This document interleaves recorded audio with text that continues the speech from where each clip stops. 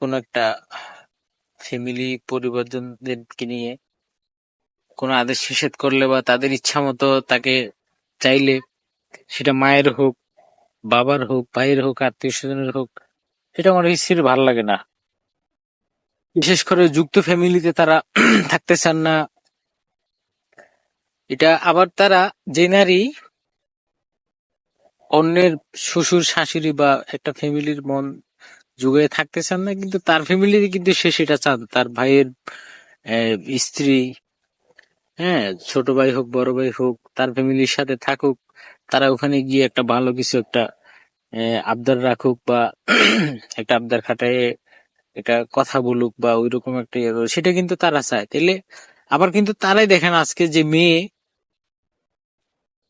একজনের ঘরে সে মেয়ে, কালকে সে আরেকজনের স্ত্রী, পরশুদিন সে একজনের, হ্যাঁ, দেখা গেল শাশুড়ি। তাহলে এই নারী কিন্তু সব তাদের মধ্যেই সব, কিন্তু তারাই তাদের মধ্যে কি করতে পারে না, এটারে কোনো সমাধান বা তাদের মধ্যে কোনো এটা বুঝতে তারা চায় না। কিন্তু নারীর মর্যাদা অনেক বেশি, নারীর মর্যাদা কিন্তু অনেক বেশি আমরা জানি, কিন্তু নারী যে সেটাকে কিভাবে নিচ্ছে, কিভাবে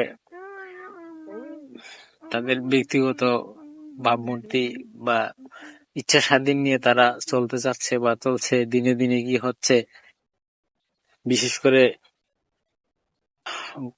অ্যাডভোকেট বা কোর্ট কাচারি বা এই ইয়ার হিসাবে যারা আপনার এই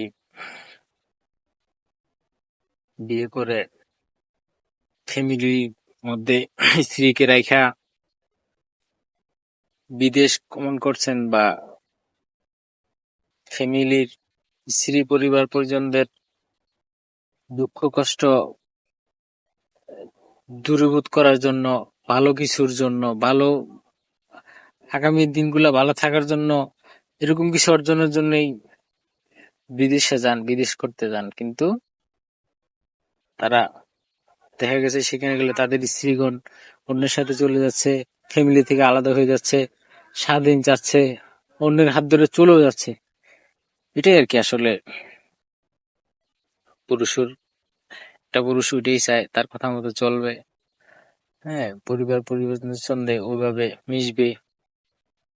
একটা পুরুষের এরকমটাই চাওয়া আর কি। আসলে নারী নিজেদের জন্যই তাদের মর্যাদা অনেক বেশি, তারা নিজেদের জন্যই তারা অনেক একবারে নিম্নস্থানটা তাদের এখন আর কি।